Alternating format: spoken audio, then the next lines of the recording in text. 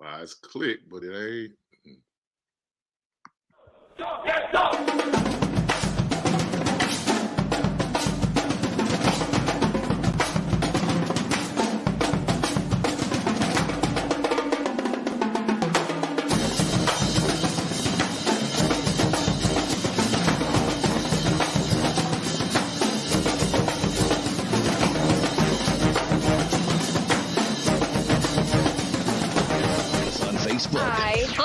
I liked it on Facebook. Follow us on Twitter. INSiiGHTS. Yeah. 2 I's in the middle. INSiiGHTS.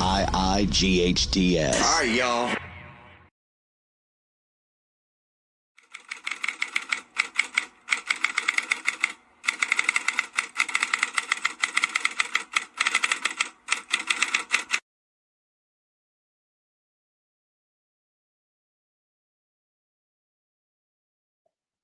Oh, hello.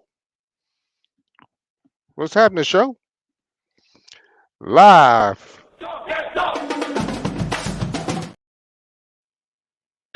Boy, that With leave it to Waldo's introduction to keep coming on over and over and over again. He would be the one whose introduction would do that.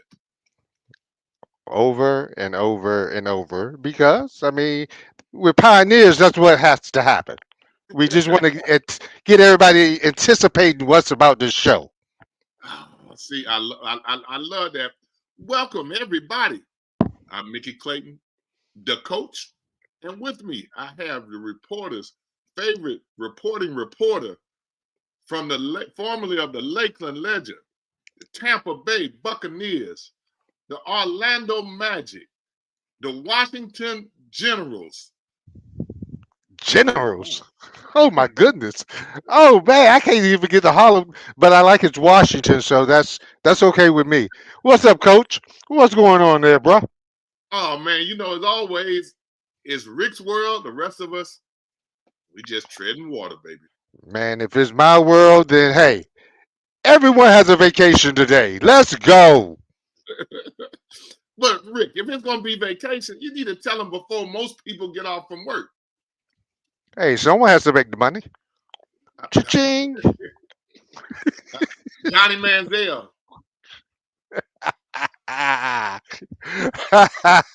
Heath Schuler. We could go down the line with these people who's stealing money, stealing cash. Rick, before we go too far, drop some knowledge on us. What you got for Did You Know today? Well. I'm glad you asked me that, Coach, because I got a couple of baseball nuggets for you. All right, y'all. In 1962, Major League Baseball catcher Harry Cheedy was traded from the Cleveland Indians to the New York Mets for a player to be named later. Now, after a few bad games, Cheedy became that player to be named later, effectively becoming the first player to be traded for himself. Get out of here. I'm serious, man. I mean, you can't make this stuff up. All right. But look, he ended up being the player to be named later. They sent his butt back, huh? Yep. Yeah. Go back, please. Go back. Do not pass go. Do not collect $200. Just go. Oh, I like that one. I thought you would like that one, especially if it was Cleveland. So, I tried to throw that in for you. Yeah, all things Cleveland. We can live with that. All right. Finally, in 1971, the Pittsburgh Pirates became the first Major League Baseball team to field 9 Black or Latino players. That same season, they won the World Series. I'm just saying. Woo, Rick, you on fire today. Hey. Rick, you on fire. Don't cool them off. Don't cool them off. I'm scared of that. That's pretty deep, Rick. I'm just saying. I mean, when one team decided, hey, maybe they can play. Mm-hmm. Cha-ching, they won it all. Reminds me of Alabama. Bear Bryant. He said he had to recruit up to catch they And he started recruiting us. Learned very quickly thanks to Bam Cunningham and all the rest. You say, and all the rest. And see, I like the fact that you had some baseball anecdotes there with Waldo coming on and his baseball history and legacy. Well, and football history and legacy. And let Waldo tell you, probably soccer legacy, lacrosse legacy. And Waldo was a sports pioneer. He did a little bit of everything. Mm-hmm. You know, that would be Waldo. Now let's say something about they say that cup is working for you, Rick. Thank you, Sports Diva. I appreciate it. I do appreciate that, most definitely. right out the gate. Hey, and hottest thing, somebody said the hottest thing in college football today, Deion Sanders in Colorado. Somebody said, hottest thing in sports, 2-0. And what now about the discrepancy before the game? And Colorado feeling like Nebraska came in, disrespected them, stopped interfered with Shadur's warm-up. And the video that I saw, which I started the show, but the video that I saw, Shadur kind of went on the field and went into the middle of the Nebraska players while they were standing on the Colorado logo. And Nebraska say that's what we do a lot of places. They say, but you're not going to do that. Here, most people in sports, no, that's kind of disrespecting the home team. And they got mad at Deion because when Deion would enter somebody else's facility, he walked all the way around the field. You know, so they tried to give Deion, tried to get on him a little bit about that. But, so that's the hottest thing in sports. What's your take on Deion? And this past weekend he had the number 1 ranked quarterback and the number 3 ranked quarterback in next year's class and the senior class visiting. So they said that's the worst nightmare what Deion might be doing in terms of his recruiting. Hey, he said it, Coach. He said, I'm getting comfortable. I am getting comfortable. Y'all don't want him to get comfortable. I mean, don't y'all remember? Daggone, the journalist on Sports Center, prime time, prime time, prime time. Who do you think that came from? Came from Deion. That's what that thing. I mean, whatever he's touched, well, most things that he's touched has been very successful. It's turned to gold, and right now, he's proven them wrong. But not so fast. It's 2 games. It will be 3 after they destroy Colorado State. But then the schedule starts getting interesting. Then we will see. But what he's done already, taking Colorado from to one of the most talked about, if not the most talked about college football team, is already a win for him and the program. What you say not so fast? It's only 2 games. They ain't win but 1 last year. So he doubled their win total from last year. And the merchandise they sold, they shut down Walmart. They blew up the website. Buying Colorado gear on Saturday. I mean, they just all the people that are trying to get that Colorado gear. Deion has returned that money back to Colorado, hands down. Indeed. And what about Florida State and them rolling like they're rolling? Yeah. You could see this coming last year.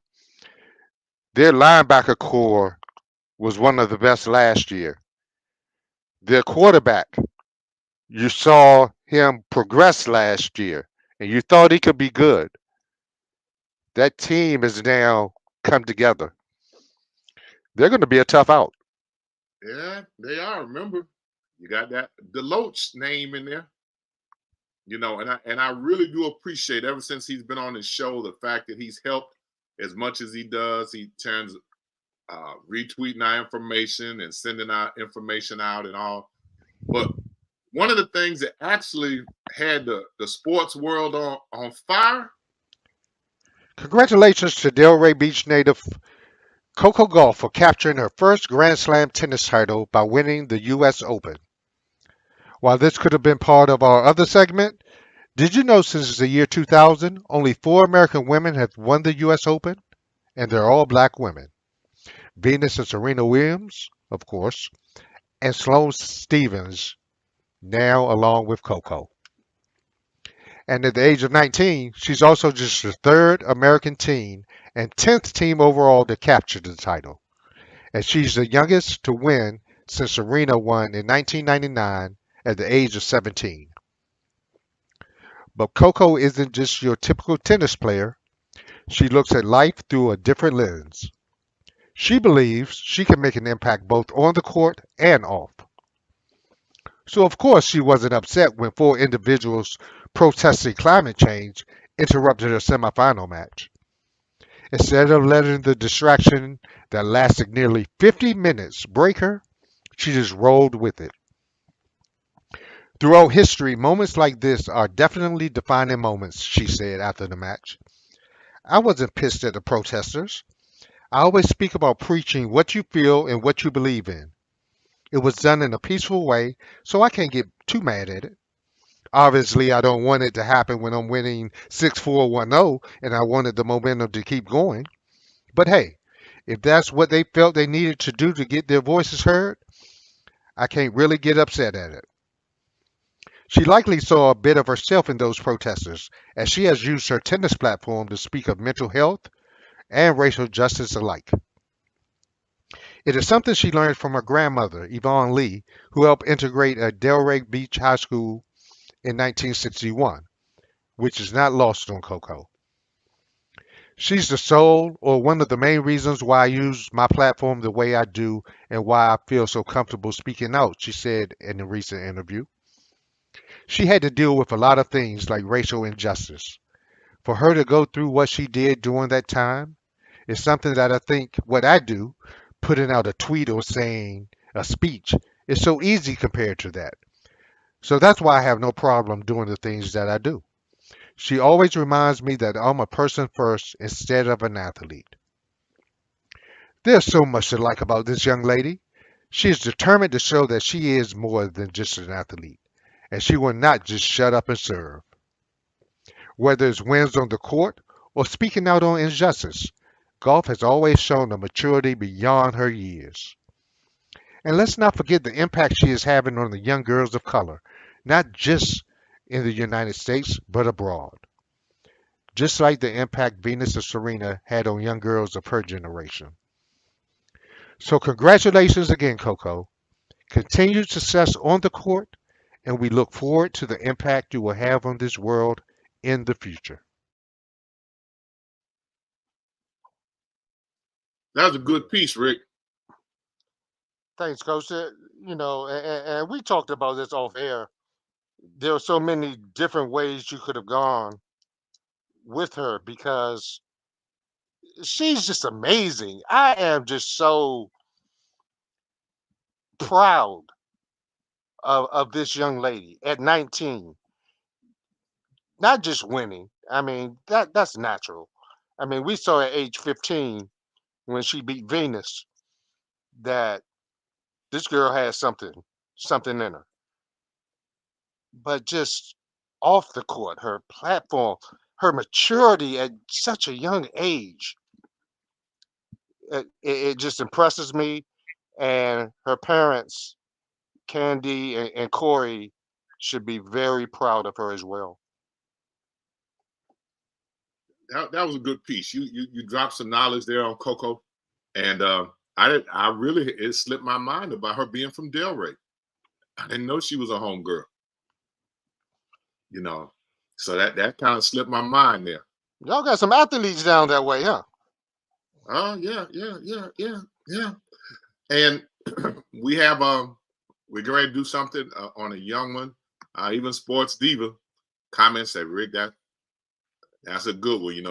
That individual right there don't give you much credit there, Rick. So you have to run with that one.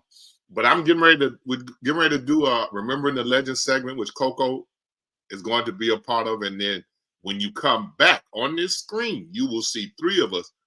And once Waldo comes on the screen, we just need to get in the background because that will be the world famous, internationally known, world universal renowned, famous legend, Waldo Williams. He'll be right with you. Coach, you hear a lot of people talk about doing whatever it takes to be successful. But when the rubber hits the road, most falter under the pressure. This is not the case for former Major League Baseball player Mallex Smith, whose story is one of hard work, belief, and perseverance. A native of Tallahassee and Tallahassee Ricketts, Smith made his Major League debut as a 22-year-old with the Atlanta Braves. Now at 28, Smith has to overcome an injury and a return to the minors to get back to the big leagues. But I wouldn't bet against him. See, back in 2011, Smith was drafted right out of Ricketts in the 13th round by the Milwaukee Brewers. Instead of being happy with that, Smith decided not to sign with the Brewers and instead bet on himself and went to Santa Fe Community College for a year. That 1 year of college was huge, as Smith once again was drafted, but this time in the 5th round by the San Diego Padres. Displaying a knack for stealing bases as well as being a better than average speedy outfielder, Smith bided his time, spending 2 years in the Padres minor league system before getting traded to the Atlanta Braves, and then spending 2 more seasons in their minor leagues. His big break came in 2016 when he was called up to the Braves in April, and in his debut, singled off a future Hall of Famer, Max Scherzer. He made it, right? Not so fast. It just got wilder. Smith broke his thumb 2 months later before returning to the Braves in September and finishing out the season. But then, in the offseason, he was traded not once, but twice on the same day. He was traded from the Braves to the Seattle Mariners, who then traded him to the Tampa Bay Rays. But that's when he came into his own. In 28, Smith set career highs with 141 games played, batted .296, drove in 40 runs, had 40 stolen bases, and led the league with 10 triples. Following the season, however, he was traded back to the Mariners. Even then, he led the league with 46 stolen bases. He stayed there 2 more seasons before becoming a free agent in September of 2020. Smith signed with the Mets in November and was invited to spring training, but he will start the year in the minors after he recovers from injury. At 28, some may believe Smith's best days are behind him. But this is a person who believes in himself and is willing to do whatever it takes to get another shot.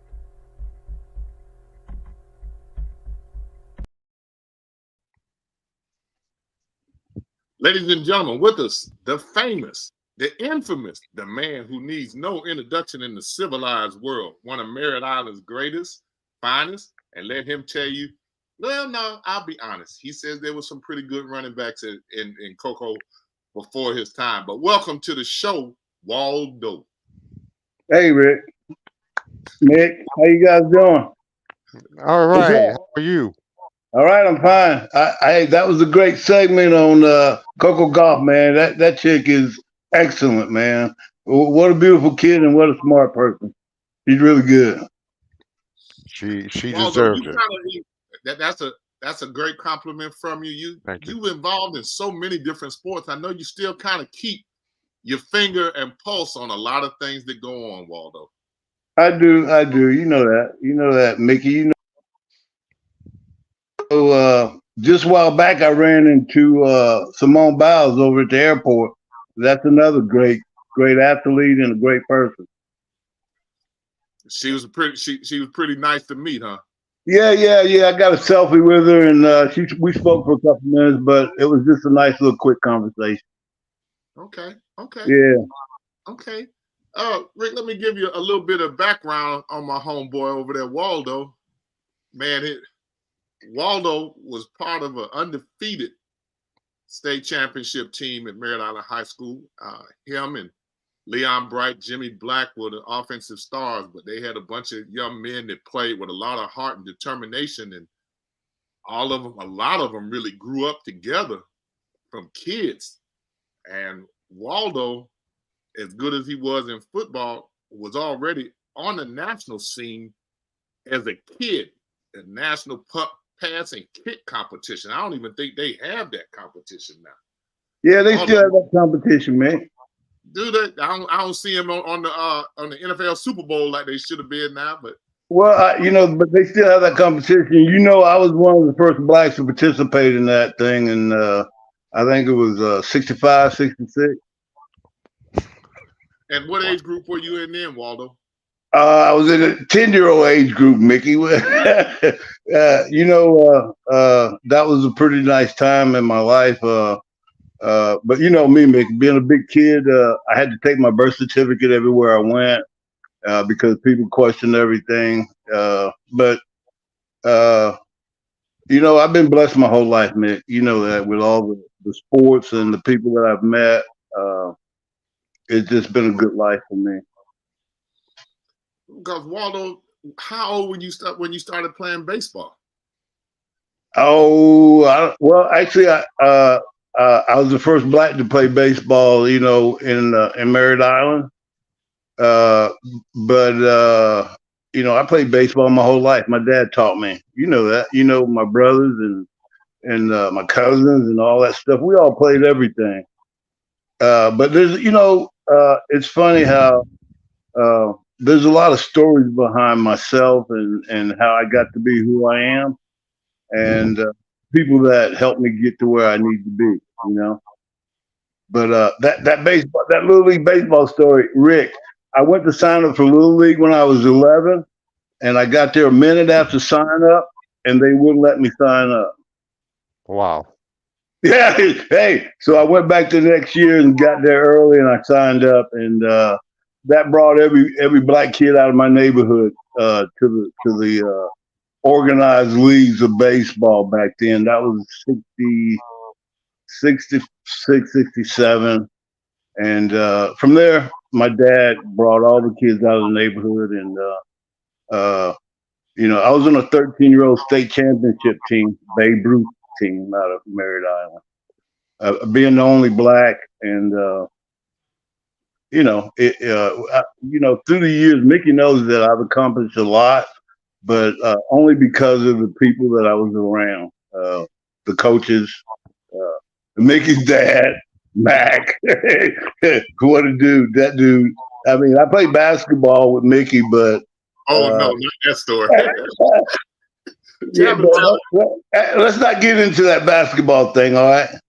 But tell him when Coach Mac put you in, and did you start that game?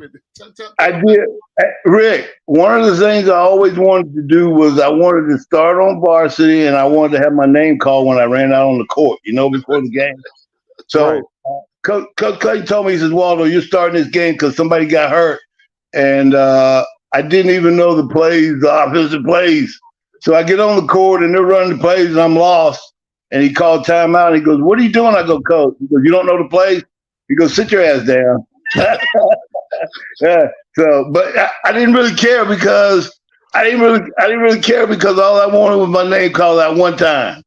And after that, I went to the baseball field. I left that after that and went on to play baseball. But what a great time! Our high school. We've got our 50th anniversary coming up next month. And can I do a couple shout outs? Yeah, you go ahead. Okay, I want to shout out to a lot of people, but right now, Mickey, Willie Jones from Florida State. His wife passed away about a couple of weeks ago, and I want to give my condolences to him and his family. And Detroit Reynolds out of Tallahassee, a good buddy of mine. Bobby Jackson out of New York, all-pro strong safety for the Jets. And Leon Bright, of course, my best friend, and Jimmy Black, my boys down in Florida. I love them boys there. And Tommy Cook, TC, my man, Jimmy Black, them guys are just the best. And I just want to say hello to them. Coach Mace, Hodges, you know them guys, man. Them are my boys, man. Huh? No, we did a story on them, Rick. I'm sure you saw it. MIHS Brothers Forever, and it was one of our more popular insight segments. In fact, everybody, we'll put the link at the bottom of this so you could go back and see it. But those guys were pretty legendary. The quarterback, fullback Waldo, running back Leon Bright, all went to Florida State, which was unprecedented at that time, that the whole starting backfield would go to one college. Well, Mickey, I didn't go to Florida State right away, man. I know I was going to get to that, Waldo. Hey, don't start. Hey, don't. The part that really gets you is the fact that Waldo was the person that NCAA ended up changing the rules about, because he got drafted as a power hitting catcher to the Cincinnati Reds. And he went the pro baseball route for a while, which is the story I was trying to get to. But out of that, they changed the rule where you could be professional in one sport and play collegiately in another. Okay. After that, Florida State ended up getting that quarterback. I'm trying to remember his name. Waldo. Chris Winkie. Yeah, Winkie was one of those guys that played. Dion. Yeah. Tell us what it was like, your baseball career. See, that's how we got the background with him playing baseball. And he was a power hitter coming out as a catcher. As good as he was in football, he was pretty doggone good in baseball too. And you just heard his basketball career. He did a basketball career. But at any point, Waldo, share with us, any part of that you feel like sharing with us. Well, getting drafted by the Reds in the 3rd round and going to play baseball, that was great. And I left baseball to go play football with my friends. And that was it. I just wanted to be around Jimmy and Bright and Bojack and Willie Jones and all them boys. I knew them. Joe Camp. There's Detroit and Greg Johnson, them guys, they were good guys, and I just wanted to be a part of that. And I left baseball just because I wanted to. It wasn't anything against baseball, but just to have the opportunity to be with my buddies. My career didn't go as well as I wanted at Florida State, but sometimes careers don't go as well as you want. Especially in sports. A lot of people don't realize that football, baseball, any sport in college is a weird deal. And but you know what? The bottom line for me is that I've never had any regrets about what I've done, and I plan to do more to help people when I get back home next year. So that's the most important thing for me right now. Now, see, he's Brevard County through and through. Hey, Mickey. From Cocoa and Merritt Island. And see, Waldo goes home a lot. He gets involved in a lot of charity organizations, a lot of groups, and a lot of things to support the community from Texas. So he goes back home all the time to try to help and do things. I saw where you went home and tried to help with Mr. Jennings, I think it was his name, a former English teacher, and do some stuff at his house after he passed. And yeah, hey Mickey, we painted Mr. Jennings' house, put a roof on it, put a fence around it, for nothing. It was just a great opportunity for Leon and I to get our friends together and do something for somebody. His daughter was sick; she got her leg amputated, and she needed help, and we did that. And if you can't help anybody, what good are you, Mickey? You know that. That's how I roll. People are given opportunities to do things for for others, and it's only a blessing. So, I try to do the most I can to help, and that's my plan when I get back to Florida next year. And see, that's kind of the guy Waldo has always been. I mean, he was in the class with my middle brother. He's my oldest brother, but he's younger than me. Stop, Waldo! Don't Waldo, stop before you say it. And we were able to, Waldo was always a guy that you could talk to, and so, we would try to give him just a little guidance and don't do this, don't go down that road, kind of be here. But Waldo was always a guy that a lot of people in Merritt Island looked up to him and Leon and Jimmy, because Leon went to the NFL. He played a year at Florida State, 2 years. He played in the league. His claim to fame was he never would fair catch a punt. Right. And sometimes they really kind of took him out. Yeah, he suffered a lot. Actually, right now he's suffering more from all that stuff from football, and hopefully the NFL will get off their ass and do something about to help these players. It's a shame that these people know what has happened to a lot of these guys, and they're ignoring them. It's a shame. They need to get off their ass and do something about and help these guys who's having the mental issues, all the things that the suicide attempts and the thoughts of suicide, that they need to do something about that. And it's a shame that it's going on this long when they know what football does to players, period. So, that Mickey, don't get me started now, because I got the NFL, the state of Florida, that the governor of Florida, that they're a joke. I mean, anybody that says that Black history shouldn't be taught in school, which it ain't never been taught anyway, it's a shame. I don't even know why this guy's governor. They need to get rid of his sorry ass. It's sad. But don't get me started, because I don't need to be talking about politics. Waldo, it don't take much to get you started. Yeah, well, don't get me started on that crap. It's sad. And see, Waldo has always been a guy that looks out for his friends. I mean, that's kind of who he is. And even sports divas say, yes, the NFL does, but he always looks out for his friends. And when we did the piece on him and Jimmy Black, who was Bobby Bowden's first quarterback, I mean, there's a lot of people at Florida State that remember what the Merritt Island guys did, and they just had something. They were trying to get them back this past weekend, and a lot of came up. They had a big thing this weekend, Mickey. I couldn't make it, but Florida State and Merritt Island, there's a lot of connections to that. Bernie Waxman was the assistant AD there for 40 years from Merritt Island. And what a great guy Bernie is, and always has. Also, hold on here. Let me get off right in the middle of this thing. But I wanted to say things about the history of Brevard County, especially Monroe High, and the things that people don't know. Just a minute. See, Monroe High was the predominantly Black school in Cocoa. So just to give some background to those people who might not know who listening in, but it was a predominantly Black high school in Brevard County that was there until they integrated the schools. But the segregation made Cocoa High a powerhouse, and Waldo has some feelings and thoughts on that. He has some stories, some things he wants to share with that. So I just wanted to give that background, Waldo.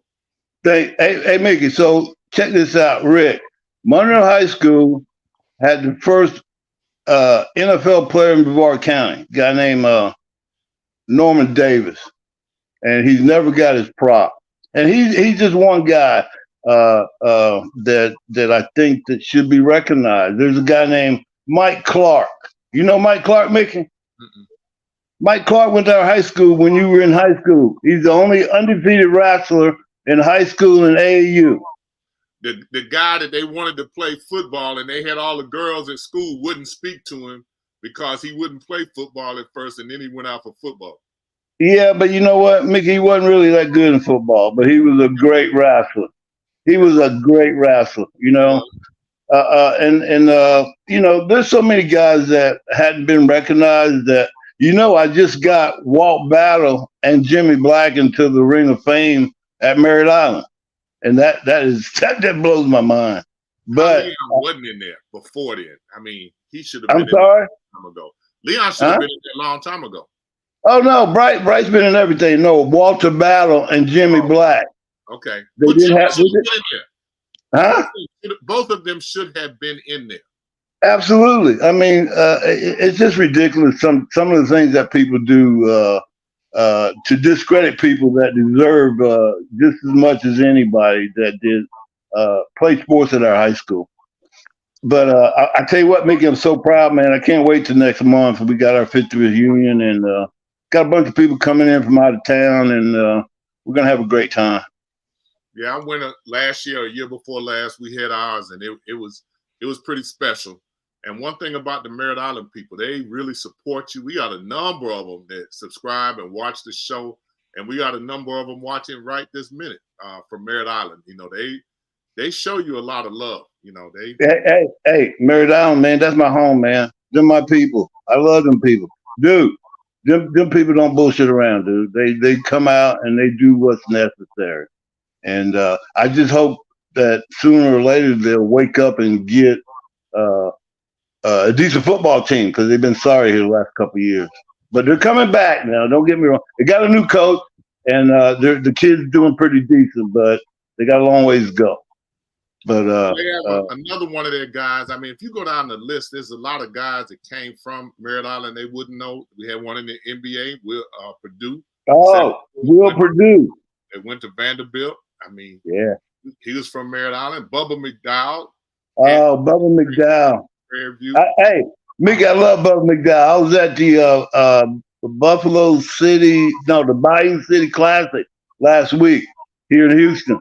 Bubba Prairie View beat Texas Southern in overtime. That was a great game. I was at Bubba's office about a month ago down in Prairie View. Just a great guy, man. I love that guy. You know, real humble, quiet dude, man. Just him and Hurley have done wonderful things.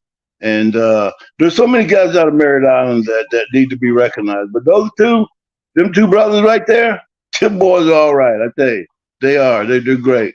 And you know what? And they're going to be great coaches too. They got to gain a lot more experience, but they seem to have their stuff together. So I'm really proud of them guys. And see, just another, as we travel this road, Matt Clayton was the first black head coach in Brevard County. No, really? Basketball or otherwise, huh? Otherwise, period. Really? I didn't know that it was that big a deal, because going into my senior year when the head coach, Dick Potter, resigned and retired, I was like, doesn't assistant coach, don't they move him up? And they were going through this long process. And I was like living in Cocoa, but going to school at Merritt Island. So I had to sit out a year before I could even play at Merritt Island. Really? So in my mind, I'm thinking, if they don't think enough of my dad to be coach, then I'm going to go to Cocoa High. Well, Cocoa High had 4 returning starters and had those guys jumping over the top of the square. And so I started going to practice with them. I didn't know behind the scenes, Waldo, that it had developed into a real big mess. Yeah.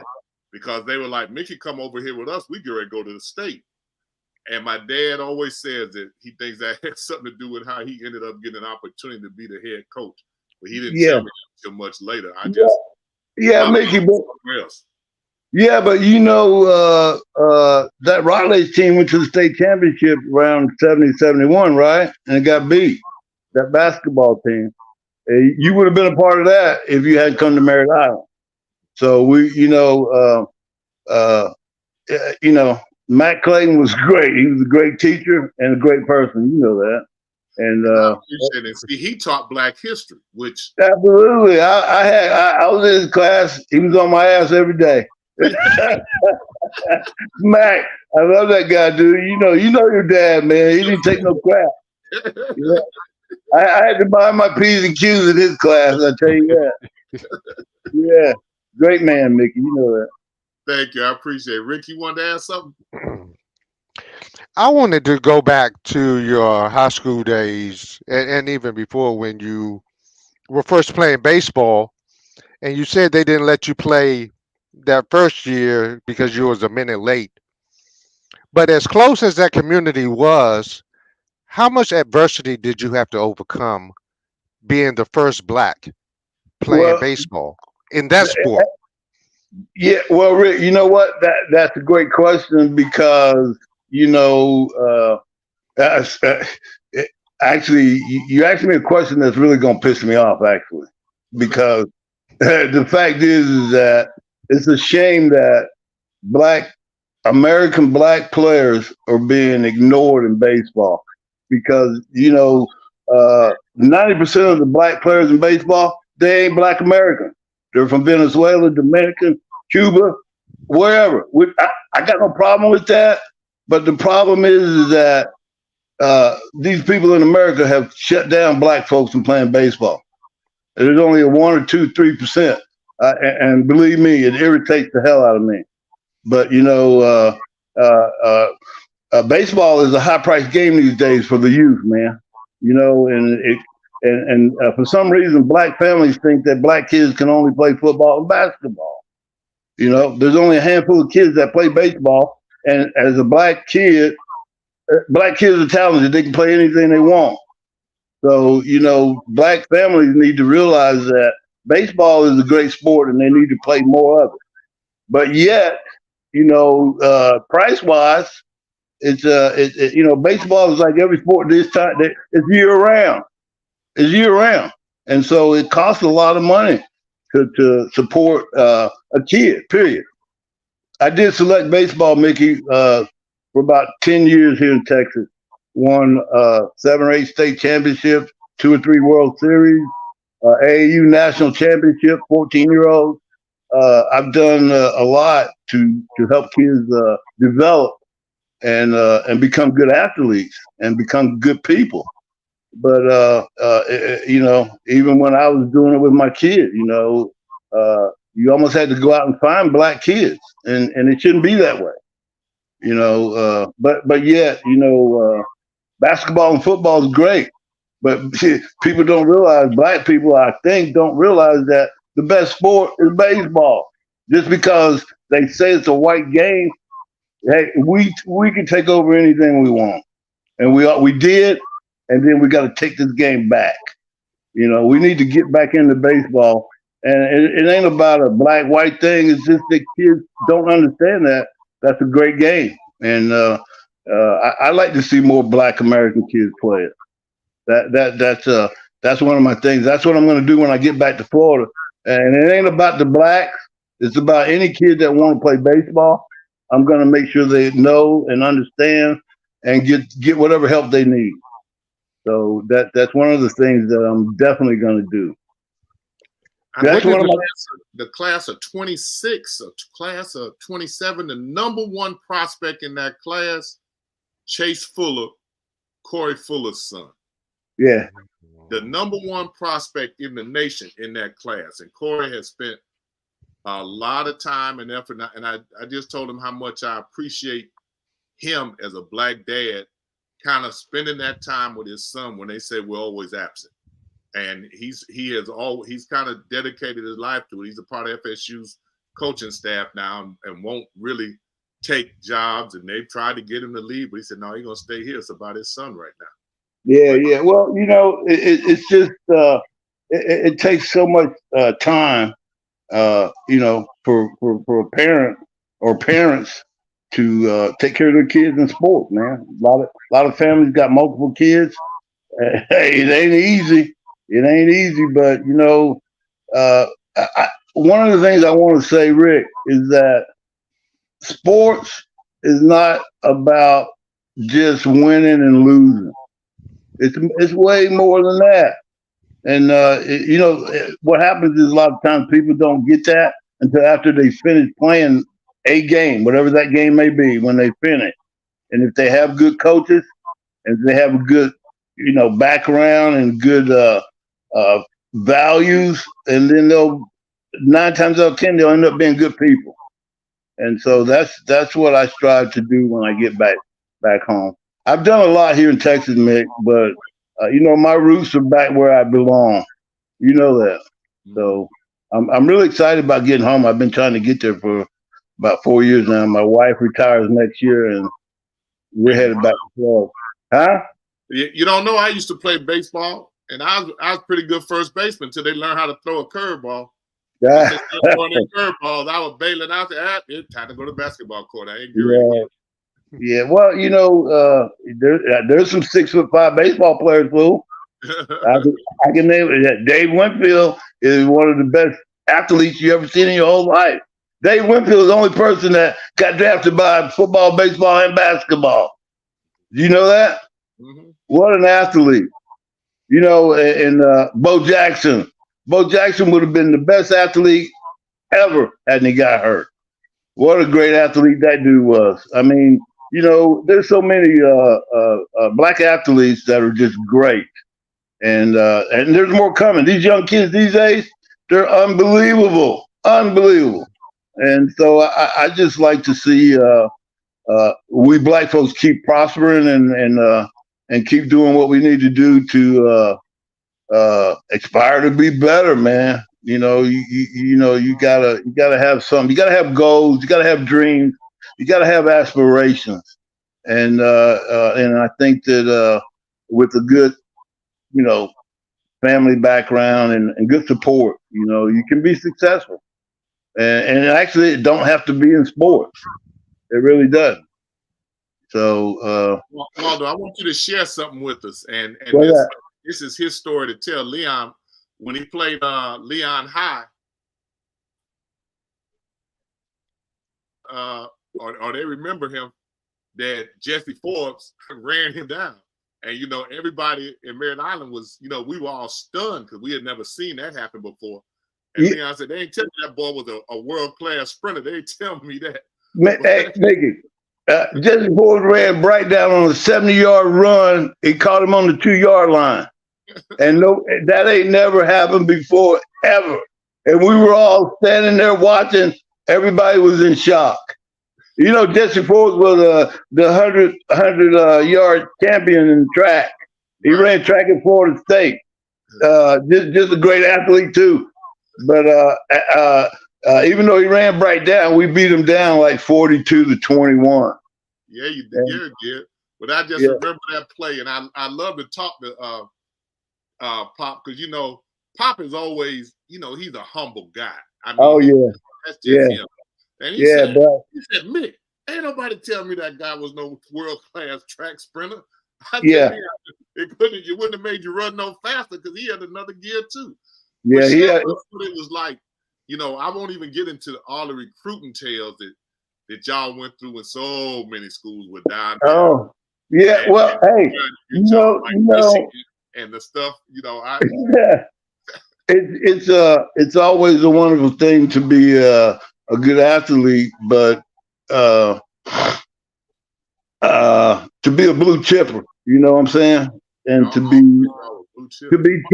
be treated maybe a little different in some ways, but to go to a college and be, I went to Florida State as a recruit, and guess who I went out with? J.T. Thomas and Charlie Hunt.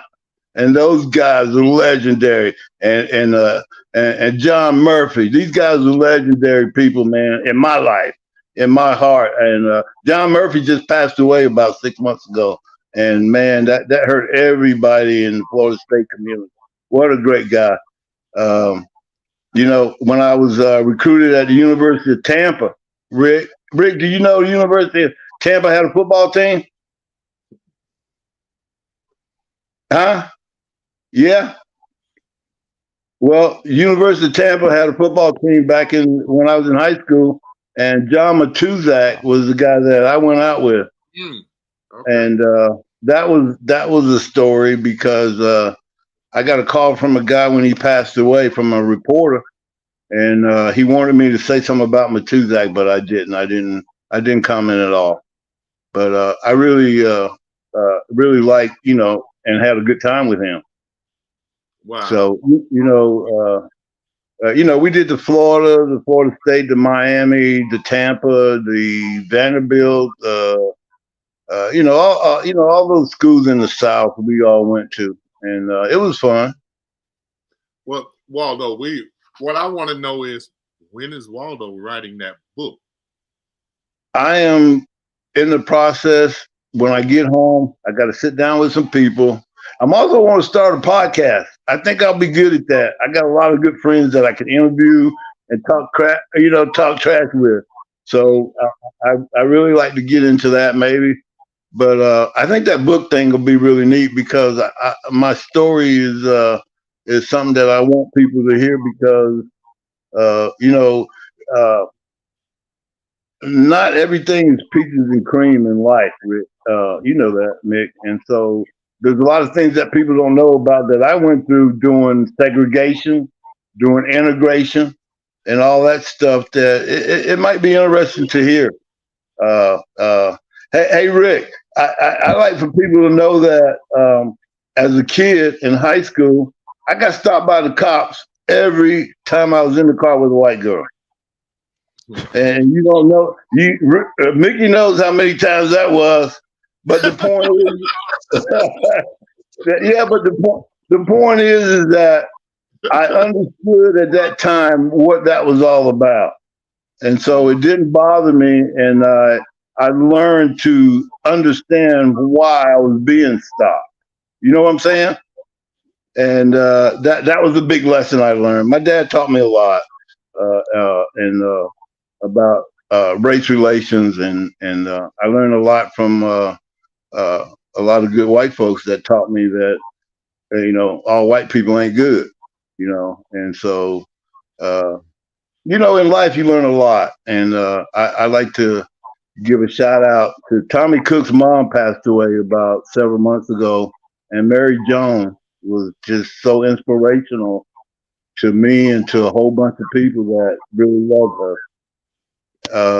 So I kind of wanted to say that, Mickey. There's so many things. How come? What happened here, Mick? I can't tell you what happened on your end. Probably your internet. Well, how do I get back to you? Can you hear me? I can hear you. I can't. Your face is frozen, but I can hear you. So just keep talking. Okay. Well, even though I got a frozen face, I'm cool. Whatever. Yeah. Hey, listen, Mickey. I want to tell you, thanks for having me on. I just appreciate you wanting to hear what I got to say. Well, homeboy, I hear it. I wanted other people to hear it. I mean, there's so much there within you, and a lot of things that you went through, the team went through, what Waldo went through, the experiences you went through, and it's just a lot there. And it's something that we wanted to do on our show, which is allow people to see what happens, to allow people exposure, to cover them. Because it needs to be covered. And see, we're trying to do a 30-second segment and trim it all down. You have a chance to be able to talk about it and share how you really feel. Yeah, well, and I appreciate it. I do have something to say, and I've shared a lot of great moments with a lot of great people, Mick, including yourself, and just being a part of what I've been a part of my whole life, and the people that I've met, it's been a joy. It really has. It's been a blessing more than anything. Mm-hmm. And I appreciate that. And it was one of the reasons I had to say, I didn't get to Merritt Island until the middle of my sophomore year, and so I didn't grow up in the area. And one of the things I wanted for my children was for them to be able to say that they kind of grew up in a particular area, which is Tallahassee. And they get a chance to know and have people support them, and they know who the haters are. But one thing about the Merritt Island people, they really support you. I mean, if you see somebody white walk around with the INSiiGHTS hat, they didn't steal it. They got in touch with us, purchased INSiiGHTS gear. And I was like, wow. I mean, when the Merritt Island people look out for you, They look look out. for you. They do. They really do. Hey, Rick, my oldest daughter had kidney failure, and I did a couple of fundraisers that I arranged from here. And don't you know that every fundraiser, at least 300 people showed up, and we raised I don't know $30,000-$40,000. And what a wonderful thing, man. That's what people do on the island. They're just good. Mm-hmm. And I've always appreciated that, Mickey. Mm-hmm. They're just good people, man. Black, white, or otherwise, they are. One of the things I don't like about Merritt Island is that there's too many Northerners moving down. They're coming down, screwing up the state. You know what I'm saying? They buying up all the land and they taking all the good spots. But that's life. That's the way it goes. That's the way it goes. And see, they give a lot of love and respect to my dad, who coached and taught over there. And in fact, that's how they identify me a lot of times when they say Mickey Clayton. They say his dad was an instructor at Coach FAMU, and I mean at Merritt Island, and da. But they're, the support they show you, man. It's great. It's great. Huh? I said I appreciate it. Yeah. The people good. The people always been good, and I've always appreciated them. The way they've treated me my whole life, Mickey. I don't even understand it. I wish I could, but it ain't for me to understand. And Leon and I and Jimmy and I, we all say the same thing. It's amazing. 50 years, and people still know who we are. So that's a blessing in itself. Merritt Island legends. And Waldo, I'm gonna have you back on again another time. And what you can't do, and I'm gonna have the link down there so you can see the interview. But when you have Leon, Waldo, and Jimmy together, all you have to do is toss it out there and just go sit down. Hey, I appreciate. Hey, Mickey, them boys are crazy, ain't they? Yeah. And Leon, like to talk about Waldo, talking about he was shaving ever since he was about 8. He was shaving. Yeah, I had a mustache when I was 12, mate. But I'm still cool though. Hey, thank you, Mickey. Thank you, Rick. We appreciate you, Waldo. And we will definitely have to have you back on, my brother. Cool, dog. Thank you, guys. I love you guys. All right, man. You too, brother. Appreciate it.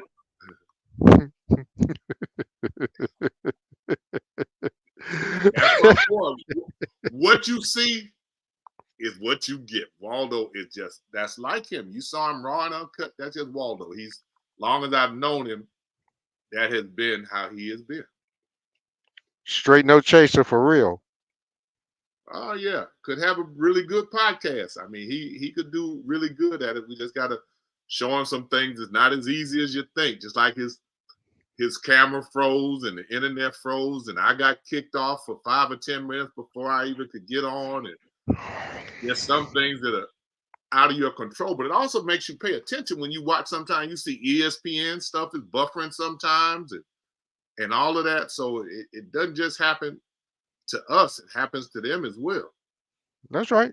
And I think their budget is a little more than ours. And they still have issues. Exactly. See, Rick, when we have to do everything, they got somebody or people that do all of it for them. Including research and everything. But hey, now we next week's show should be interesting because we got Monday Night Football coming up.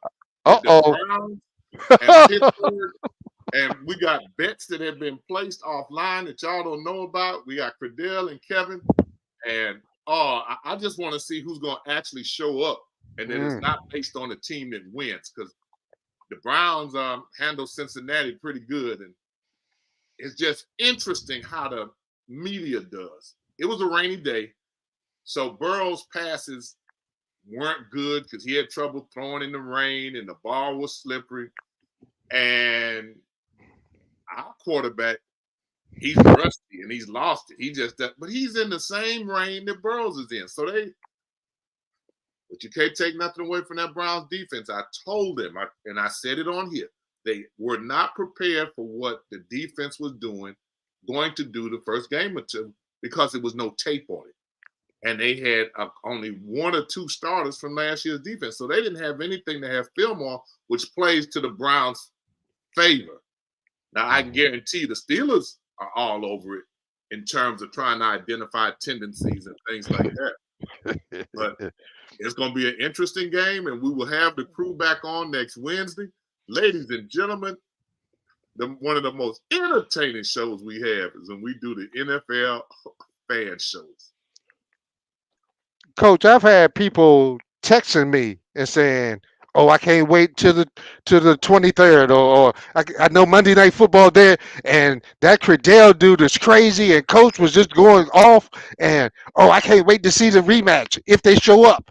I said, I know one person who's gonna show up, or he better show up, or there will be no show. So, folks, if we don't have a show next week,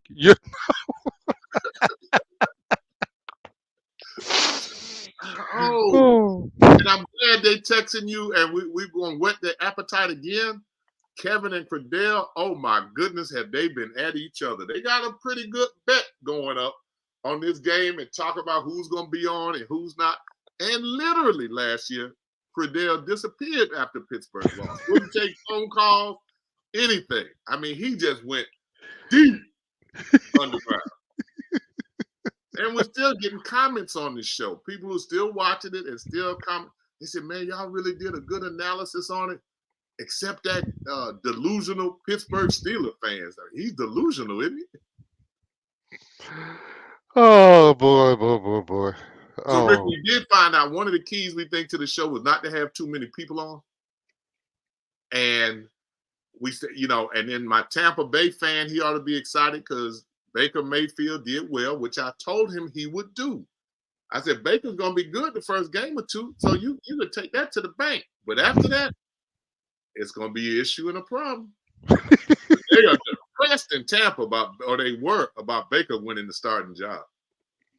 How are they now, Rick? Oh, everyone is excited. They went to Minnesota? I mean, Minnesota and beat them? Oh, my goodness. Oh, watch out. Oh, this Baker guy might not be a bad thing. I don't know why he didn't work out everywhere else.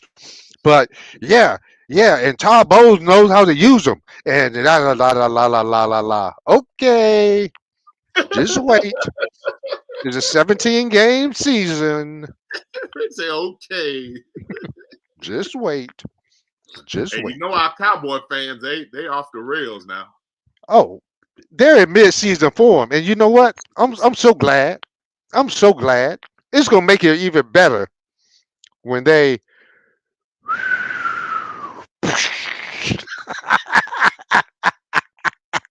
You heard it here first. Well, the budding star for the Dallas Cowboys, ring my bell. Oh my goodness! Bell, he said he was ready for whatever they wanted him to do, and he's doing any and everything that they are asking of him plus. Make them plays, Keith. Make them plays, buddy. Make that money. And then get traded, please, somewhere else. Leave free agency. See, I'm Browns fan.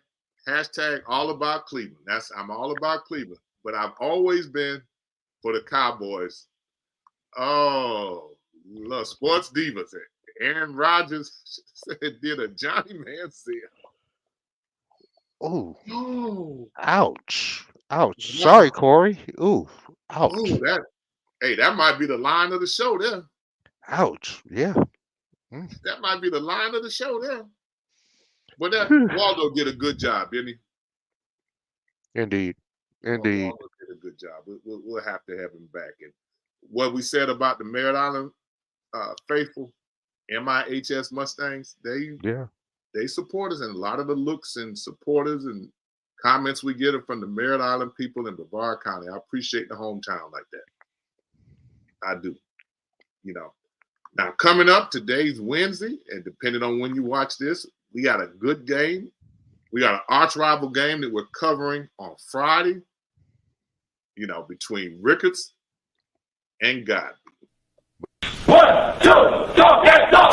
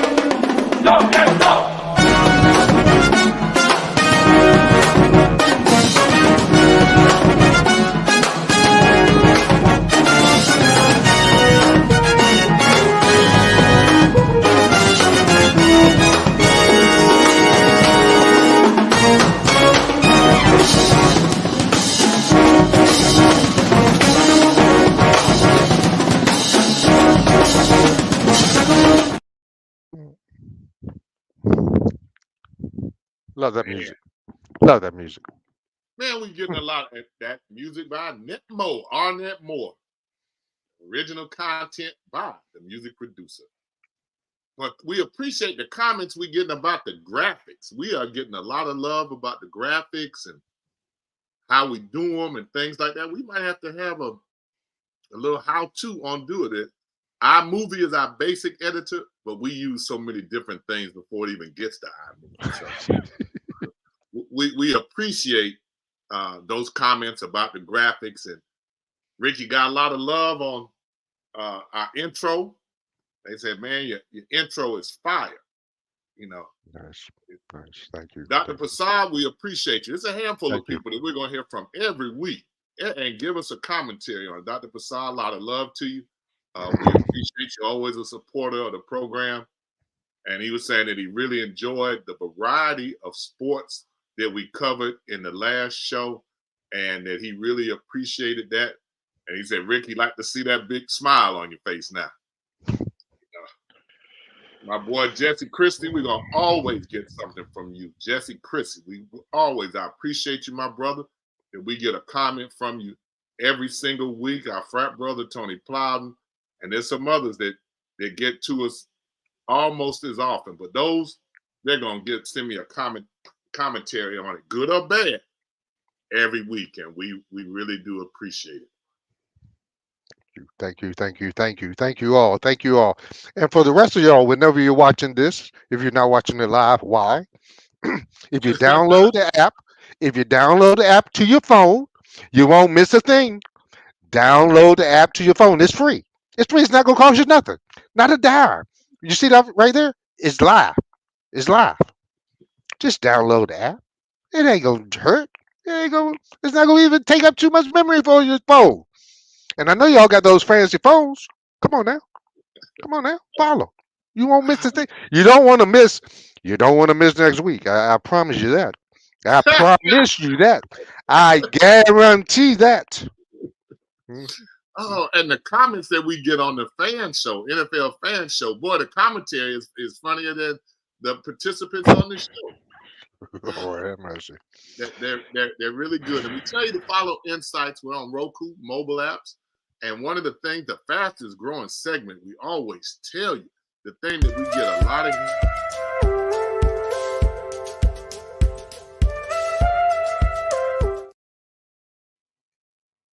Faith TV.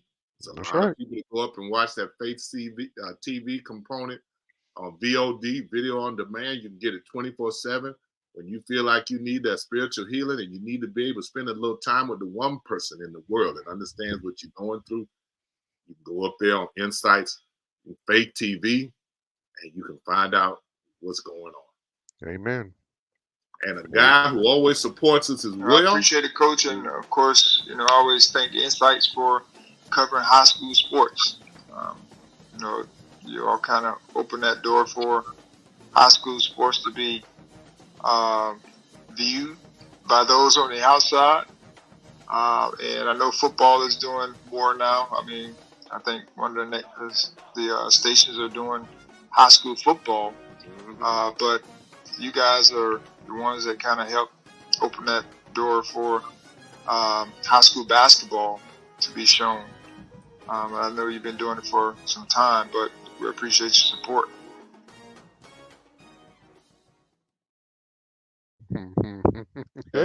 Ward, Charlie Ward, and if you notice the little guy in the light green material leaning all sideways with his microphone, that was that grandson, Jeremiah. We've been training him a long time. Mess around there, we'll leave all of it to him. They already said it, Rick, that we in trouble with the youth coming up. So we don't have a problem with that. There's always a seat. Always. Hello everybody, you should get INSiiGHTS on your phone. It's an app you get on your phone, iPad, YouTube TV, or just YouTube. And it's going to be about a lot of sports. It's about to be girls or boys, or you can just look it up. Bye. Everyone, get INSiiGHTS on your phone or anything else. It's an app on your phone, iPad, TV, or on YouTube, or YouTube TV sports. I hope you like and subscribe, because you know why? Because Papa gives me a surprise that is, I think, Legos and cars. So like and subscribe. Thank you. Bye. They said, did you give him a script? I said, no. He just kind of went on his own. They talk about, and the show, you need to go back again. They said, oh, we got little kids take over. He had the McClay Summer League. He took over the commentary on that, conducted the slam dunk stuff. That is hilarious. It's all about the future, y'all. Kids, you got to give them a chance. All about the kids. Hashtag all about the kids. Exactly. We appreciate y'all. Stay up to date with the latest from INSiiGHTS. Visit our website at INSiiGHTS.com. 2 I's in the middle. INSiiGHTS. INSiiGHTS is a copyright of Mac4 Enterprises, a Florida corporation. This broadcast is produced under the exclusive ownership of Mac4 Enterprises and is the intellectual property and trademark of Mac4 Enterprises. Comments of the host and other individual speakers on INSiiGHTS represent their independent thoughts and representation.